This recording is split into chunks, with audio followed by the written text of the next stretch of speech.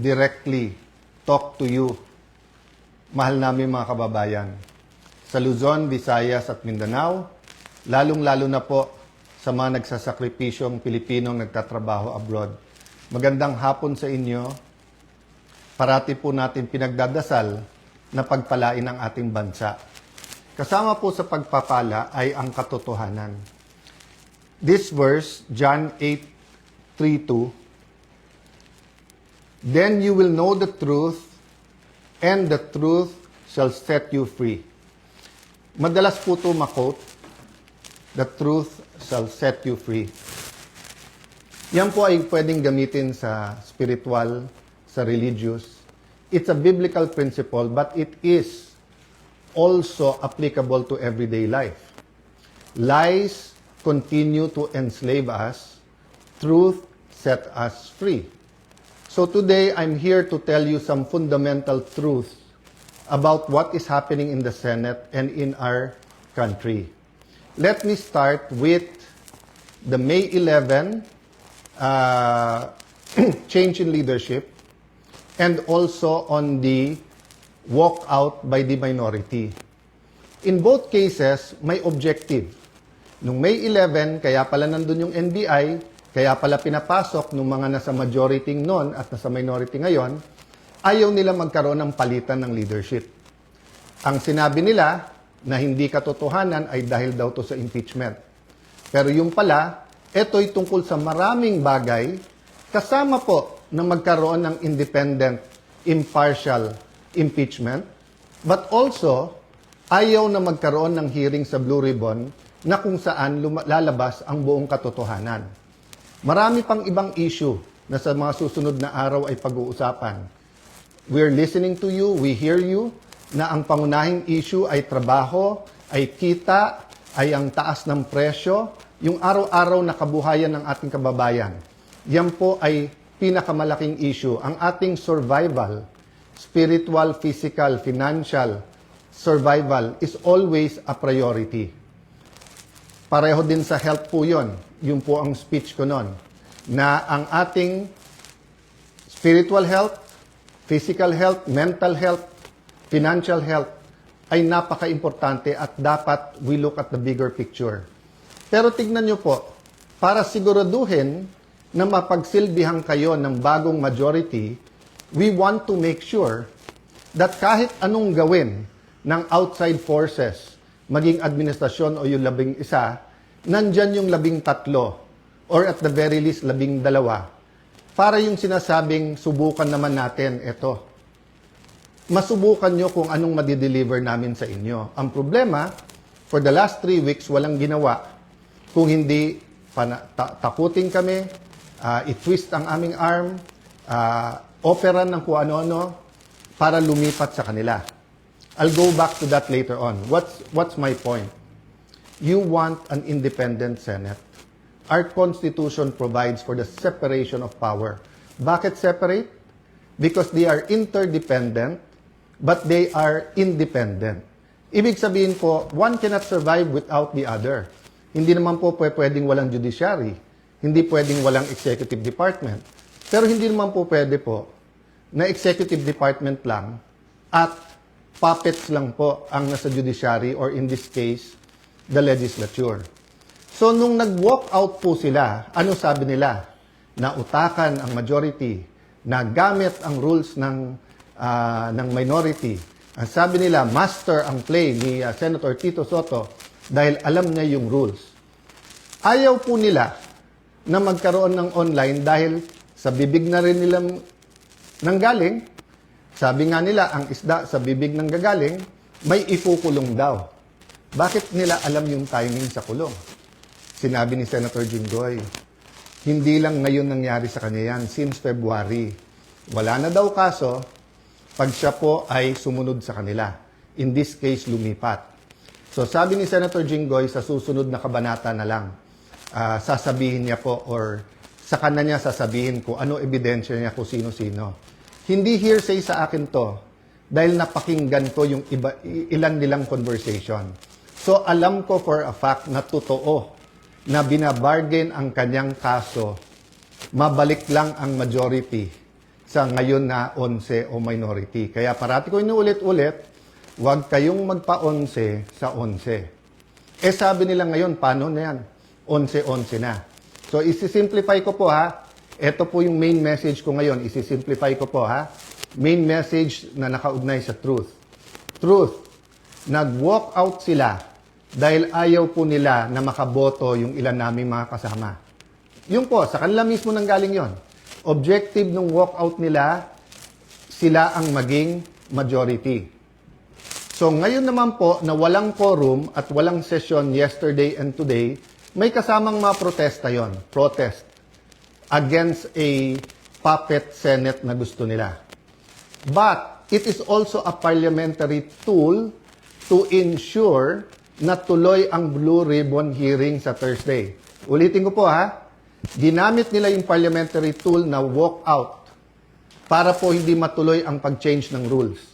So ngayon po ang majority, ginagamit din po ang rules sa tama, morally, legally, to ensure na hindi agawin ang mga committees para po matuloy ang hearing ng Blue Ribbon sa Thursday at ang iba't iba pang mga importanteng hearing sa bawat committee. Yes, you heard me right. Sa kanilang official or unofficial spokespersons, no? Meaning sila mismo or yung mga avatar nila or yung mga vloggers, formal, informal, PR spokesperson ang nagsabi na sa 11-11, umabsent lang yung isa, mag-abstain lang yung isa, they can move. Sabi po sa isang pahayag o isang vlog at sa iba pong mga news reports, di ba? Pwedeng maging lame duck Senate President, si Alan Cayetano. Taga-Taguig at Pateros po kami. Kahit lame duck, lumalaban pa rin. No? So, alam po namin plano nila. Ang plano nila, abangan, tanggalin ang mga committee sa legitimate majority. Why do I say legitimate majority? In a completely independent Senate, 13 is 13. Kahit nasa abroad, kahit fugitive, kahit na nakakulong. In a democracy, you cannot say, I love democracy. Tapos pag minority ka, gusto mo, ikaw masunod. Pag minority ka, you have a moral influence to try to influence the majority. But you cannot supplant your decision for the decision of the majority. We have the majority. 13 elected senators out of 24. Actually, 14 kami na pressure nila yung isa. In the future, I can show you paano siya tinakot and I can show you kasama talaga namin. Ang problema nga tinakot at ang pagpihit ngayon pagkakulong ni Senator Jinggoy ay ginagamit nilang panakot sa iba. Don't get me wrong, ha? I'm not blaming the Sandigan Bayan or the law or legal processes. I'm saying later on it will be revealed that they abused the Blue Ribbon Committee, they abused, di ba, yung paggamit sa investigation ng DOJ at Ombudsman. I won't go there right now because I want everyone to fully understand the situation. The situation now is that we want an independent impeachment. Magaganap po yan. Walang mga scheme, sinister plot. Basta kung anong ebidensya, lalabas yung ebidensya, and I will correct kung totoo yung reports about one senator na pag sila daw majority, malalatag nila ebidensya. Hindi po. Ang prosecution dapat ang lumatag ng ebidensya nila to convict. Ang defense ang dapat lumatag ng ebidensya nila para ma-acquit. Ang senator judges ay dapat mag-examine ng mga ebidensya. Okay? So, in accordance with the rules, and there are rules of evidence, so people will be able to judge us. So that's one important thing, the impeachment. The other important thing is yung ekonomiya natin, presyo. So in the next few days, we will be announcing to you the hard work that we're going to do in the different committees to help address inflation, to help address ang problema sa production sa agriculture, to help address yung mga walang pera sa pagpapagamot. After summer, pasukan. To help address the problems of K-12, to help address the problem ng mga gustong mag-aral, hindi makapag-aral. There are many, many other problems in between that. Sa kabuhayan, marami sa ating mga kababayan sa Middle East may problema sa trabaho or sa kita. Marami sa ating importers sa taas ng dolyar ngayon, nahihirapan. So napakaraming problema. But if we allow the flood control issue, the biggest corruption issue in our history, to go unchecked, let me throw you this question. Alam niyo na ba kung ano talaga ang scheme o scam sa flood control? Ilan ba talaga ang ghost? Ilan ang hindi ghost? Ilan ang substandard? Bulacan lang ba? O maraming lugar sa ating bansa? Senador lang ba? May congressman? May cabinet member ba? May mastermind ba o wala? Ano yung real numbers? Sa 1 trillion a year, sa 2023, 24, 25. Ano ba dyan ang tama? Ngayon ba? Wala na bang corruption ngayon sa infrastructure problems? Kamusta ang ating flood control? Pag umulan ba ng malakas ngayon, makakasiguro tayong hindi babaha? So, ang dami pong tanong. Hindi po ito masasagot kung wala tayong independent, impartial na hearing. May hearing ang ombudsman, may investigation at hearing ombudsman at DOJ. But what about the Blue Ribbon Committee? We gave Senator Lacson a chance. Napakatagal yon. Kayo na magkwenta ilang buwan o isang taon, di ba? So, Senator Marcoleta had one hearing. Pipigilan natin yon. Witnesses. Pag nandyan na yung witness, matetest natin. Kaya hindi ako nag-judge. Pag nakita ko sa press con, of course, I'm intrigued. Of course, I listen. I do a little bit of research. But until matesting yan sa cross-examination, dun pa lang ako maniniwala at ibabalandra ko po yan or isa side by side ko sa mga existing na ebidensya. So again, ulitin ko po ha, kailangan tignan po natin nangyayari sa Senado sa mas malaking konteksto ng katotohanan. Gusto ba natin na ang Senado ay maging kasangkapan, ay gamitin, no? Para ilabas ang totoo? O ito ay kasangkapan para itago ang totoo? Is the Senate for truth or not? Now, it's quite unique if you say that the number now is 11-11. So, what's important for me is we don't have a puppet or dependent Senate. And what's important to me is that on Thursday, matuloy ang Blue Ribbon and tumuloy-tuloy yung iba't ibang mga committee. So, we will keep you updated.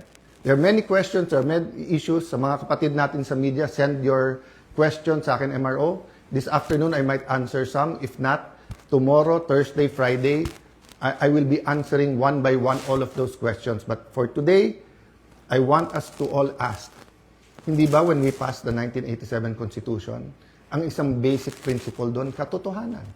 Di ba nung nagkaroon ng EDSA 1 at 2, katotohanan? Pinakamalalaking skandalo sa buong mundo, Watergate.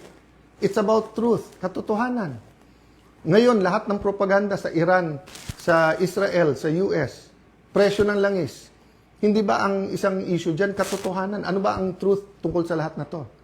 Ang corruption sa ating bansa ay hindi mabibigyan ng lunas kung walang pagbabago. At walang pagbabago kung hindi tayo magsisimula sa katotohanan.